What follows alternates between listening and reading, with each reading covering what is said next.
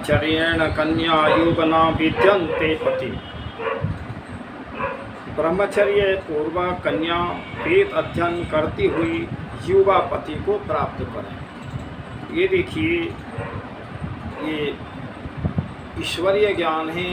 एक वेद का मंत्र कह रहा है जो मैंने अभी सुनाया है, अथर्ववेद का मंत्र और अध्याय 11वें 5वें का ये मंत्र है।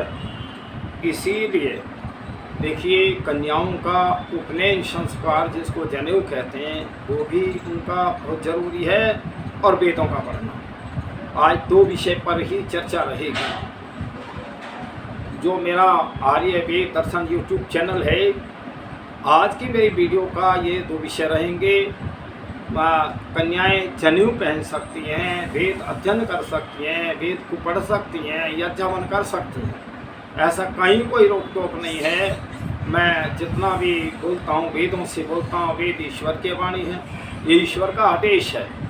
तो यहाँ इसीलिए उपनयन तथा वेद आरंभ दोनों संस्कारों का गुरुकुल में प्रवेश के समय एक साथ होना ही व्यवहार्य हैं।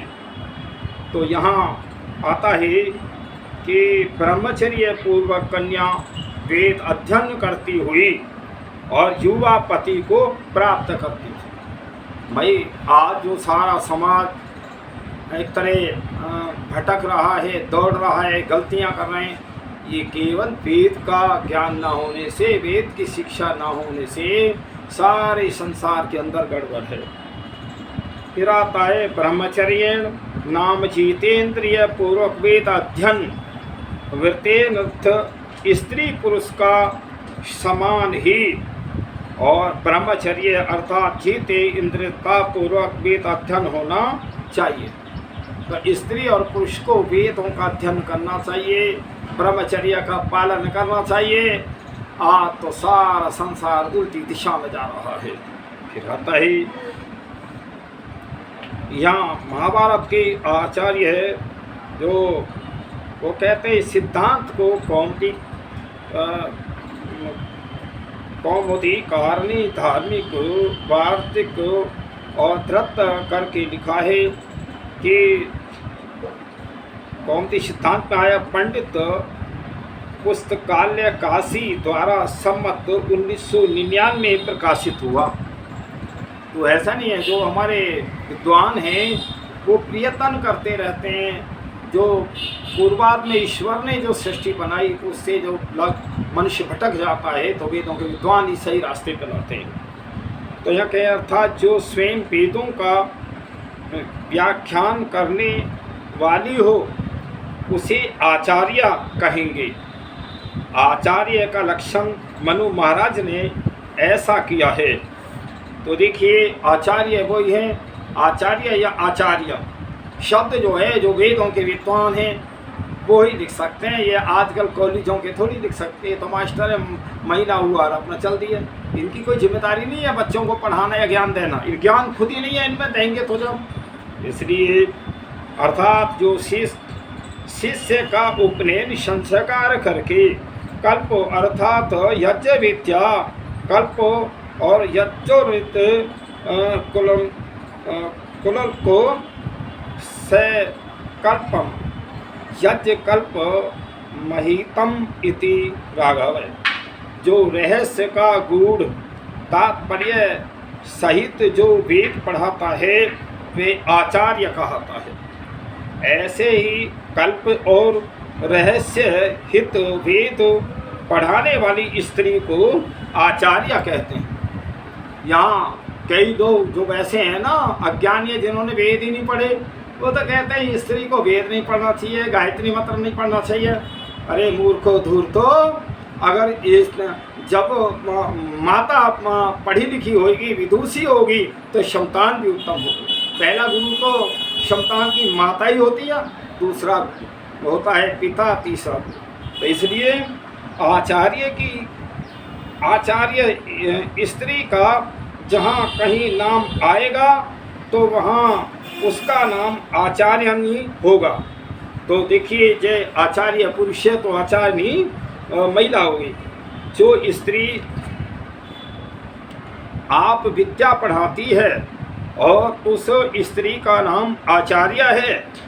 जो स्त्री पढ़ाती न होगी और उसका उपाध्याय लड़कों को पढ़ाने वाला होगा तो उस की स्त्री का नाम उपाध्याय नहीं होगा और उपाध्याय नहीं होगा।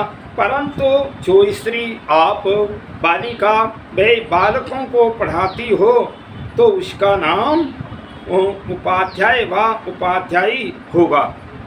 किंतु पढ़ाने वाली स्त्री अपने आप में प्रसिद्ध होती है, इसीलिए व्याकरण के नियम से उसका उपाध्यायिनी नाम कभी नहीं हो सकता।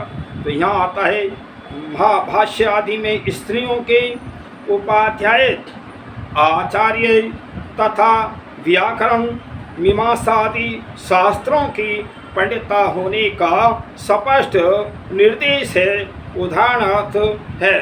तो इसके भाष्य में लिखा है, देखिए जहाँ ये उपनयन संस्कार पुरुष पहनते हैं जनेऊ, वहाँ स्त्रियों का भी होता है। लेकिन गड़बड़ क्या करते हैं, जो हम जब जनेऊ लेते हैं तो उसके जोड़ा आता है, तो जोड़ा तीन धागे का होता है। तो देखिए जोड़े का मतलब है 3 धागे पुरुष पहने, 3 धागे स्त्रियां पहने। और दूसरा ये भी है कि हम यहाँ तक भी है जनेऊ का महत्व कि हम एक जनेऊ को अपना पास रखें और दूसरा खंडित हो जाए तुरंत बदल लें। तो देखिए आप उसको देखेंगे रामायण को, रामायण में जब हनुमान जी लंका में पहुंचकर सीता जी की खोज कर रहे थे, रात्रि का समय, तो वो किसी उन्होंने राक्षस जो पहरेदार होते हैं उन्होंने हैं और हनुमान जी का जनेऊ पकड़ लिया। जब जनेऊ पकड़ लिया, जनेऊ की मर्यादा रखते हुए और हनुमान जी उनके साथ ही चल गए। जब मतलब जनेऊ के साथ ही मतलब खींचते चले गए। तो जबकि कोई हनुमान जी कितने बलवान थे, लेकिन वहाँ मर्यादा जनेऊ की थी कि हमारा जनेऊ टूटे नहीं। और देखिए इस जनेऊ की खातिर हमारे बहुत बलिदान भी हुए हैं, हमारे कत्लेआम भी हुए हैं। इसलिए लेकिन जो जनेऊ की मर्यादा है, ये हमारे 3 धागे हमें जनेऊ के ये आदेश देते हैं, हम 3 के ऋणी हैं संसार। माँ के ऋणी हैं, सबसे प्रथम ऋणी हम माँ के, दूसरे पिताएँ और तीसरे में हम आचार्य। ये टीचर ना आचार्य, आचार्य कहते हैं जो आचरण की शिक्षा दे, ज्ञान दे, ईश्वर का दर्शन कराए, उसको आचार्य कहते हैं। ये 3 हैं और 3 इस सृष्टि की चीज़ हैं, एक ईश्वर है, एक हम आत्मा हैं और तीसरे में आता है संसार। तो हमें ये 3 जो वो हैं, हमें ये मर्यादाएँ हमें याद कराते हैं 3 धागे कि हम 3 के ऋणी हैं संसार में। इसलिए ये जनेऊ हमें की पवित्रता रखनी चाहिए। अर्थात जिसके पास आकर कन्याएं वेद के एक देश तथा वेदांगों का अभ्यास करें, वह उपाध्यायी व उपाध्याया कहलाती हैं। और उपाध्याय का लक्षण मनु जी कहते हैं। मनु जी कह रहे हैं यहाँ कि क्या है कि उस लक्षण स्त्री उपाध्याय होती है। अर्थात अमर कोश द्वितीय कांड मनुष्य वर्ग श्लोक 277 में इस विषय में कहा है। तो यहाँ महर्षि मनु जी कह रहे हैं कि इस पर टिप्पणी करते हुए पंडित श्री काशीनाथ जी ने शास्त्री शास्त्रार्थ अध्यापक काशी और हिंदू विश्वविद्यालय और रणवीर संस्कृत पाठशाला ने लिखा है कि उपाध्यायी और उपाध्याया ये 2 विद्या पढ़ाने वाले और स्त्री के नाम हैं। मंत्र की व्याख्या करने वाली स्त्री को आचार्य कहते हैं। जो मंत्रों की व्याख्या करे आचार्य, संस्कृत की विद्वान को। स्त्रियों में भी गार्गी और वाचन भी बंधवा, प्रतिधेयी, सुलभा, मैत्री, ये सब स्त्रियां आचार्य हुई हैं। कितनी बड़ी विद्वान थी। जो गार्गी का वो आता है, गार्गी गुरुकुल चलाते थे। एक बार महाराज जनक ने अपने राज्य में ये जानना चाहेगा मेरे राज्य में विद्वान कौन है, एक सभा बुलाई और सभा में 1000 गायें इनाम में रखी, और गायें दूध वाली थी और दूध के पात्र भी थे, धोते हैं, निकालते हैं, और उसमें फिर सब गायों के सींगों में सोना लगा हुआ। वो गाय जो हैं इनाम में रखी हुई थी। बहुत सारे विद्वान भारतवर्ष के आए, तो वहाँ जो है गार्गी नाम की विदुषी भी गई थी जो गुरुकुल चलाती थी, और वहाँ वो रखा कि भाई जो शास्त्रार्थ में हरा देगा, जो शास्त्रार्थ में जीत जाएगा, वो 1000 गायें ले जाएगा। तो वहाँ प्रसन्न पे प्रसन्न होते रहे। गार्गी ने सारे ब्राह्मणों को हरा दिए, विद्वानों को, और अपने नौकरों को आदेश दिया कि ये गाय ले चलो, हमारे बच्चे दूध पिएंगे गुरुकुल के। ये थी भारत की संस्कृति, ये थी भारत की विदुषियाँ। और ऐसे जो अनपढ़ हैं इन्हें क्या कहेंगे, जो स्त्री जाति को ये कहते वेद पढ़ने का अधिकार नहीं है। स्त्री भारतवर्ष की नारियां सारे विश्व के अंदर चारों वेदों की बड़ी विद्वान हुई है। तो इसलिए फिर आता है विदुषी पंडिता बनाने का उपाय। बृहदारण्यक में लिखा है, यदि मनुष्य चाहे कि मेरी विदुषी पुत्री उत्पन्न हो, तो उसको उचित है कि तिल चावल पका और उसमें घी मिलाकर स्त्री पुरुष दोनों खाएं और पंडिता पुत्री उत्पन्न करने की इच्छा करें। अगर जिनको विदुषी कन्याएं उत्पन्न करनी हो, तो वह चावल और ये सफ़ेद वाला तिल और घी मिला करके खाएं। स्त्री पुरुष बहुत उत्तम स्त्री लड़की पैदा होगी, बहुत विदुषी होगी। तो ये हमारे अनादिकाल से हमारे वेदों के अंदर हैं ये बातें। तो इसमें स्त्रियों को विद्या अधिकार स्पष्ट है। फिर आता है वाताश्यान में अभ्यास करके 64 कलाओं को कन्या एकांत में अवश्य पढ़ें। जो 64 प्रकार की विद्याएं ज्ञान हैं वो स्त्री के लिए आदेश दिया है। और भाई आज तो वास्तव में ये बहुत आगे बढ़ रही हैं, पर बस कुछ कमी भी है, कुछ आगे भी बढ़ रही है। आज देखो ना, विमान उड़ा रही हैं, बहुत बड़ी विद्वान हैं, शास्त्रार्थ में पढ़ी लिखी हैं, और कहीं ये भटक भी नहीं है भाई। तो इसलिए ये अपने आत्मरक्षा स्वयं करें। फिर इस प्रमाण से सिद्ध होता है कि द्रौपदी देवी और अपने समय की बड़ी प्रसिद्ध पंडिता थीं। इसी प्रकार विराट राजा की पुत्री उत्तरा, वे राजा भोज की स्त्री विद्यावती तथा लीलावती आदि अनेक विदुषी स्त्रियां हुई हैं। देखिए अभी एक यहाँ आया है, विराटनगर की जो पुत्री थी उत्तरा जो थी वो अर्जुन के जो पुत्र था अभिमन्यु की वो पत्नी थी। तो इसलिए विचार करो कितनी वो थी। कन्या का वेद अध्ययन, तो कन्या को वेद पढ़ाने का दक्ष स्मृति का नियम श्लोक जो स्मृति चंद्रिकाकार यज्ञिक देवण भट्ट उपाध्यायिनी उपनिषद संस्कार प्रकरण में उद्धृत किया है। इस प्रसंग में विशेष उल्लेखनीय है। ये यहाँ कहते हैं, इसके पश्चात लिखा है वेद स्वीकरणम वेदार्थी और विचार प्रदर्शनम अतएव स्मरते वेदादित्य छंदोग विस्मान नर्थम उत्का और श्राद्ध स्मृति में लिखा है संस्कार कांड में। तो अर्थात जब बालक वेद को अर्थ सहित स्वीकार करता है और उसके लिए व्रतों को ग्रहण करता है, तब तक वह ब्रह्मचारी कहलाता है। तो देखिए आज तो भाई बहुत बातें ऐसी हैं जो फ़ोन पे नहीं कही जा सकती। तो इसलिए आज हम कितने पतन की तरफ जा रहे हैं। ब्रह्मचर्य का तो शिक्षा ही नहीं है कहीं भी, कौन ब्रह्मचारी बन रहा है। तो इसलिए उसके पश्चात स्नातक बनकर और गृहस्थ में प्रवेश करता है। जब वो पूरी विद्या पढ़ लेता है तब वो जो है वो करता है। देखिए वैसे ये हमारी जो शरीर है ना, ये परमात्मा ने 400 वर्ष का एक वेद मंत्र कहता है आयु तो, लेकिन कम से कम 100 वर्ष माना। 100 वर्ष को हम कैसे व्यतीत करें, 25 वर्ष तक ब्रह्मचर्य का पालन करके वेदों को पढ़ के तब शादी करें, और शादी के बाद 25 वर्ष गृहस्थ में भोगें। जब पुत्र का पुत्र हो जाए, गृहस्थ का कार्य निवृत्त हो जाए, 50 में 55 में 60 में निवृत्त हो जाए, तो तब हम परमात्मा के ध्यान में आए, वेदों को पढ़ें, यज्ञ हवन करें, और जो वेदों को पढ़ाए उस वेद का ज्ञान हम लोगों में प्रकाशित करें। आज क्या है, आज साधुओं की भीड़ लगी हुई है, लेकिन मैं बहुत साधुओं से बात करता हूँ। मैं कहा भाई कितने वेद पढ़े, क्या यज्ञ हवन करना जानते हो, संध्या करते हो? केवल सारा पाखंड है। संध्या की जगह मूर्तियाँ रख रखी हैं, उनकी प्रार्थना उपासना। संध्या तो है ही नहीं, ना ईसाई मत में है, ना मुस्लिम मत में है, और ना इसे हिंदू मत में जो पुजारी हैं मूर्तियों के। ये संध्या नहीं है।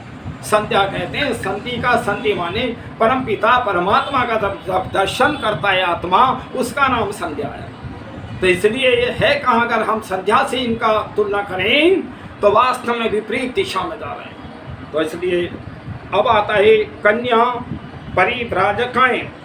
परिव्राजकाएँ कहते हैं हमारे जो आर्य समाजी कन्याएं हैं, विदुषियाएँ, ब्रह्मचारिणी हैं, वो तो घूम घूम के ही प्रचार करती हैं। परिव्राजक का मतलब है घूम घूम के वेदों का प्रचार करना। ऐसी अगर कहीं परिपाठी है तो केवल हम आर्यों में है। महर्षि दयानंद सरस्वती सत्याकाश के पंचम समलास में लिखते हैं, कहते हैं जिस पुरुष व स्त्री को विद्या धर्म वृत्ति और सब संस्कार का उपकार करना ही प्रयोजन हो तो वह विवाह भी न करें। जिन्हें जीवन भर ब्रह्मचारी रह के संसार का उपकार करना है तो वो विवाह भी न करें। जैसा पंचशिका आदि पुरुष और गार्गी आदि स्त्री हुई हैं, तो देखिए वहाँ गार्गी की का मैं अभी बता रहा था, गुरुकुल चलाती, पूरी आयु ब्रह्मचर्य का पालन किया। कमाल है भारतवर्ष का इतिहास। ऐसी नारियां, ऐसी देवियां जो भारतवर्ष में विदुषी पैदा हुई हैं, और कहीं विश्व के अंदर कोई मुझे बता दे किसी और शिक्षा में ऐसा वो हो। ये दुनिया वालों, तुम वेदों की तरफ लौटो। वेदों में ज्ञान कितना है, तुम्हारे सारे शस्त्र धरे रह जाएंगे लड़ाइयों के, जब तुमने वेदों को समझ लिया। तो फिर स्त्रियां हुई, और प्रमाणार्थ बहुत से स्त्री कन्याओं का उल्लेख महाभारत तक अन्य ग्रंथों में मिलता है। पाठकों की लाभार्थ नैष्ठिक योगी ब्रह्मचारियों का और परिचय दिया जाता है। तो देखिए ये सर्ववेद विशारदा शिवा, कैसे कैसे हमारे नाम थे, आज तो नाम ही नहीं है कन्याओं के ऐसे। तो ये सर्ववेद विशारदा शिवा, महाभारत में शिवा नाम की एक ब्राह्मणी का वर्णन निम्न शब्दों में किया जाता है। तो ब्राह्मणी थी, महाभारत का विषय ये काल में, तो महाभारत के उद्योग पर्व में आता है। वो कहती है, अर्थात शिवा ब्राह्मणी वेदों में पारंगता थी, और उसने सब वेदों को पढ़कर संदेह रहित होकर मोक्ष पद को प्राप्त किया। तो देखिए किसी कहने से मोक्ष नहीं मिलेगा, न जन्नत मिल सकती, न बाबा से, न कहीं मुल्ला से, न मौलवी से। केवल अगर आपको जन्नत मिलेगी तो वेदों के ज्ञान से मिलेगी। जब आपकी सारी भ्रांतियां दूर हो जाएंगी, अधर्म और पाप ना रहेगा, तब मोक्ष होता है इस आत्मा का। फिर आता ही सिद्धा।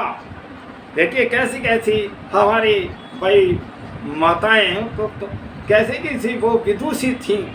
इसका नाम था सिद्धा ब्रह्मचारिणी। ब्रह्मचारिणी महाभारत में सिद्धा नाम की, और ब्राह्मणी का वर्णन निम्न शब्दों में है।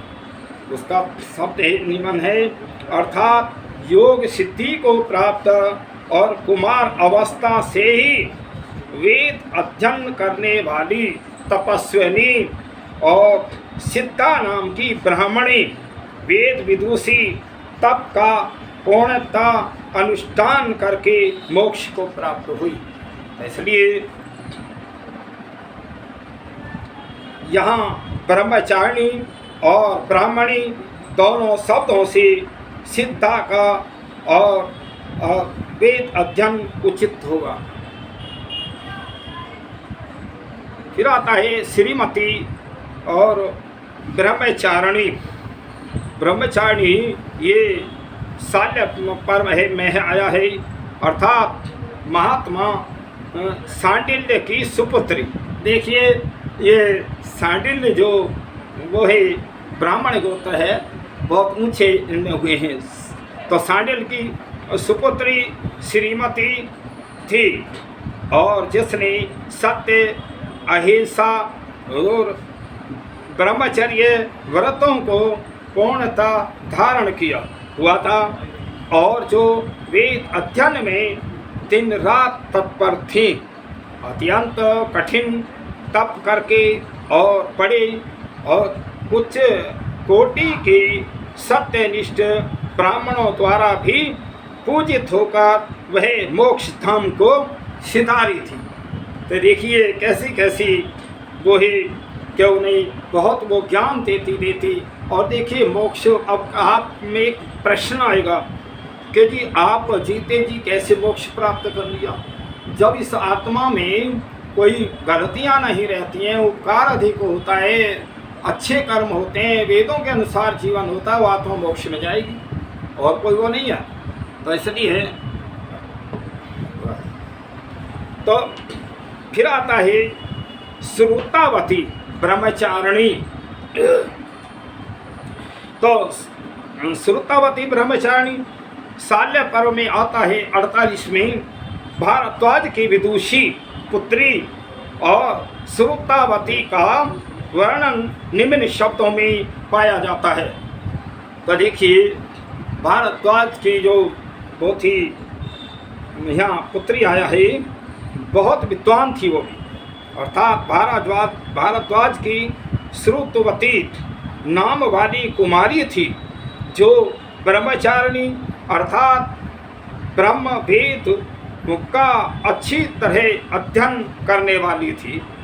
यदि कन्या के लिए ब्रह्मचारिणी विशेषण के प्रयोग का केवल इतना ही तात्पर्य है कि वह उपस्थ निग्रह आदि युक्ता है, जो अपनी उपस्थ इंद्रियों का वो उनका एक तरह इस्तेमाल नहीं करते, तो वह काम कुमारी से चल सकता था, अतः उसका अर्थ वेद अध्ययन कहलाने वाली है।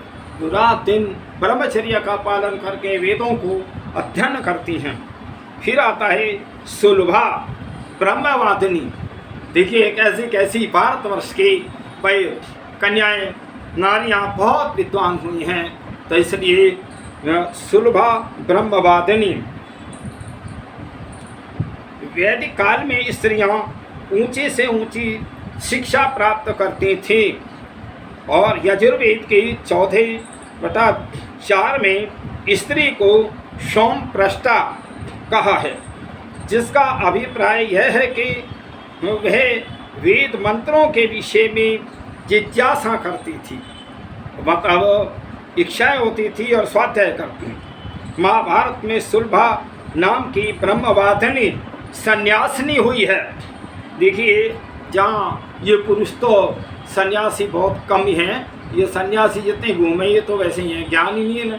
लेकिन जो सन्यासिनी स्त्रियाँ भी हुई हैं, सन्यास वो भी ले सकती हैं, जो कि जब उस समय में प्रसिद्ध थी।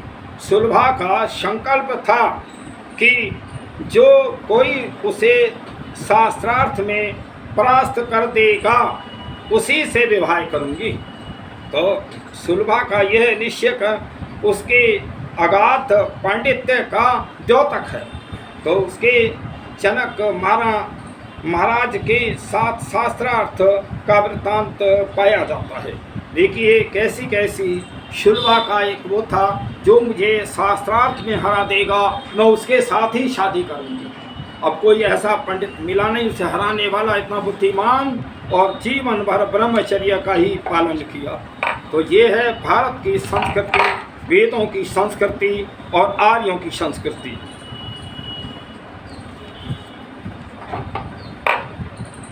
फिर आता है जिसने अपना परिचय और जनक महाराज को इन शब्दों में दिया है, अर्थात मैं सुप्रसिद्ध राज ऋषि के कुल में उत्पन्न हुई हूँ।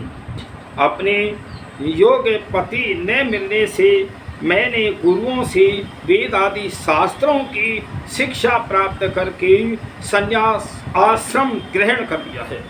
तो देखिए महाराज जो जनक थे ना, वो जनक भी को विधेय भी कहते हैं, लेकिन लोगों ने उल्टा अर्थ लगा लिया कि विधेय का मतलब शरीर नहीं था, ऐसा नहीं है। लेकिन वो विधेय का अर्थ है महाराज जनक राजा थे और इतने तपस्वी थे कि राजकाज में भी वो ज़्यादा रहते थे और परमात्मा के ध्यान में भी रहते थे, इसलिए उनको विधेय कहते थे। राज का कोई मोह नहीं था। आज तो छोटे छोटे पदों पे आ जाए इतना मोह हो जाता है, रिश्वत लेते हैं, गलत से गलत कार्य करते हैं। अरे आप अपने ऋषि मुनियों से सीखो, अपने राजाओं से सीखो, भारत के इतिहास को सीखो, तब तुम्हारा जीवन भी सही रहेगा। फिर आता है, इससे स्पष्ट होता है सुलभा देवी केवल वेदों की विदुषी ही न थी, वेदों का अध्यापन भी करती थी। पुराणों में स्त्रियों के वेद अध्ययन के उदाहरण हैं और उदाहरण ही पुराणों में भी इस बात के बड़े स्पष्ट अनेक उदाहरण पाए जाते हैं, जिनसे स्पष्ट ज्ञात होता है प्राचीन काल में स्त्रियां वेदों का अध्ययन कराती और वैदिक यज्ञों में सक्रिय भाग लेती थी। और अनेक ऐसी ब्रह्मवादिनियों का भी पुराणों में वर्णन पाया जाता है, और जिन्होंने आजीवन ब्रह्मचर्य धारण करके और वेदों के पढ़ने पढ़ाने और योग अभ्यास में अपने पवित्र जीवन को लगा दिया था। और निम्नलिखित कुछ उदाहरण इस विषय में विशेष उल्लेखनीय हैं। तो देखिए भागवत पुराण में वर्णित ब्रह्मवादिनियाँ हैं। देखिए जब एक वेद का ज्ञान बीच में एक लुप्त हो गया तो हमारी जो पौराणिक पुस्तकों उनमें वो भी लिखा गया। तो जैसे भागवत पुराण, इनमें कुछ बातें तो बढ़िया हैं, वेदों के अनुकूल हैं, कुछ इन्होंने गपोड़े भी बहुत डाल दिए हैं। तो वैसे हम लोग तो पहचान लें कौन सा सही बात है कौन सी गलत है। तो फिर यहाँ आता है भागवत पुराण में वर्णित ब्रह्मवादिनियाँ हैं, वे वैष्णवों की परम मान्य भागवत पुराण के स्कंद 4 अध्याय 1 में आया है कि वयुना धारणी नामक और ब्रह्मवादिनियों का वर्णन निम्न श्लोक में किया गया है। तो अर्थात स्वदा की 2 पुत्रियां हुईं और जिनके नाम वयुना और धारणी थे, और वे दोनों ज्ञान और विद्वान में पूर्ण पंडिता तथा ब्रह्मवादिनी तथा ब्रह्मवेद और परमेश्वर वैश्यक उपदेश करने वाली थी। तो इसलिए ये भारत का इतिहास है, देवियों का इतिहास है, आर्यों का इतिहास है। ये विश्व और शिव पुराण में आया है ब्रह्मवादिनियाँ। शिव पुराण में अर्थ अध्याय 1/10 में ब्रह्मवादिनियों का वर्णन और निम्न श्लोक द्वारा पाया जाता है। अर्थात स्वधा की मैना और धारणी नाम की 2 पुत्रियां थी, और वे दोनों उत्तम ज्ञान और सब गुणों से युक्त योगिनी और ब्रह्मवादिनी, वेद और परमेश्वर वैश्यक उपदेश देने वाली थी। तो देखिए वेदों के आधार पर सब ये विद्वान थी। फिर आता है मार्कंडेय पुराण में ब्रह्मवादिनियाँ मार्कंडेय में पुराण और अध्याय 52 में ठीक यही और विष्णु प्राण वाले श्लोक आए हैं और जिनमें ब्रह्मवादिनियों का वर्णन है। तो फिर यहाँ आता है वैवस्वत पुराण में चतुर्वेद विशारदा देववती का वर्णन है। तो देखिए जो ब्रह्मवर्त पुराण में और प्रकृति खंड 14 में कुछ ध्वज की पुत्रियां और कमलासा का नाम है, जिसको 4 वेदों के अर्थ सहित पूर्ण ज्ञान के कारण लोग वेदवती के नाम से पुकारते थे। और उसके विषय में इस पुराण में लिखा है कि तो देखिए चारों वेदों की विद्वान और कंठस्थ थे चारों वेद। बड़े कमाल का ये हमारी वैदिक संस्कृति में इतना ज्ञान है और कहीं है ही नहीं। और मैं एक बात बताऊं, जो ये वेद की शिक्षा है, हिंदी की शिक्षा है, ये ईश्वरीय ज्ञान है। मैं एक बात कहूँ, संसार के लोगों, तुम और कोई भाषा पढ़ो ना पढ़ो, लेकिन तुम्हें संस्कृत और हिंदी अवश्य पढ़नी चाहिए। ये जो संस्कृत और हिंदी ज्ञान है, ये ईश्वरीय ज्ञान है, ईश्वरीय भाषा है। और जैसे आज विश्व के अंदर अंग्रेजी का बोलबाला है, ठीक है, इस भूगोल पे अंग्रेजी का बोलबाला है, मेरी मृत्यु होनी है और मृत्यु के बाद में जो मैंने पढ़ा है, जो मैंने ज्ञान है, वो अगले जन्म में फिर प्रारंभ होगा। तो ये संसार के लोगों, ये ना आगे भूगोल में पता ना अंग्रेजी होगी, उर्दू होगा, फारसी, तुर्की, जितनी भाषाएं मनुष्यकृत, ये अलग अलग ही तो आपको मिलेंगी, लेकिन ईश्वरीय ज्ञान, ईश्वरीय भाषा और ईश्वरीय वेद का ज्ञान एक ही होगा। इसलिए संसार के लोगों, आत्म कल्याण चाहते हो, ये ऐसा नहीं है इस जन्म लेने से ही तुम्हारा पीछा कट गया, छूट गए। आप जो है अगले जन्म की इसी जन्म में तैयारी करोगे। इसलिए वेदों को अवश्य पढ़ो, और वेद ही एक ऐसा है जो आत्म कल्याण, जिससे ये आत्मा कर सकता है। फिर आता है तो लिखा है ब्रह्म व्यवस्थ प्राण में, अर्थात क्योंकि चारों वेद उनको जिह्वा कंठस्थ थे, इसीलिए उसे वेदवती नाम से पुकारा जाता है। फिर आता ही अग्नि प्राण में स्त्रियों का संन्यास, स्त्रियों का संन्यास भी था। ये हमारी मन की इच्छा है कि मैं अच्छा पुरुष बनूं, चोर बनूं, डकैत बनूं, सन्यासी बनूं, विद्वान बनूं, क्या बनूं। तो इसलिए वो जो स्वतंत्रता वो स्त्रियों को भी है, उनकी अपनी स्वेच्छा है, उनका अपना ज्ञान है। फिर आता ही तो अग्नि प्राण में निम्न श्लोक द्वारा स्त्रियों के संन्यास का स्पष्ट निर्देश जो उपनयन आदि के पश्चात ही हो सकता है। उपनयन कहते हैं जब ये हमारे विद्यालय के अंदर जब बच्चे का एडमिशन होता है तो उसको जनेऊ संस्कार कराया जाता है। इसमें एक बात आती है, 5 वर्ष तक तो माँ पढ़ाए बच्चे को, अच्छे मीठी वाणी से उसको अक्षर ज्ञान कराए, और 5 से 6ठे वर्ष तो 2 साल पिताजी पढ़ाए। उसके बाद में 8 वर्ष का बच्चा गुरुकुल में जाता था। तो 8 वर्ष में उसका पहले जनेऊ संस्कार होता था और तब उसका एडमिशन होता था।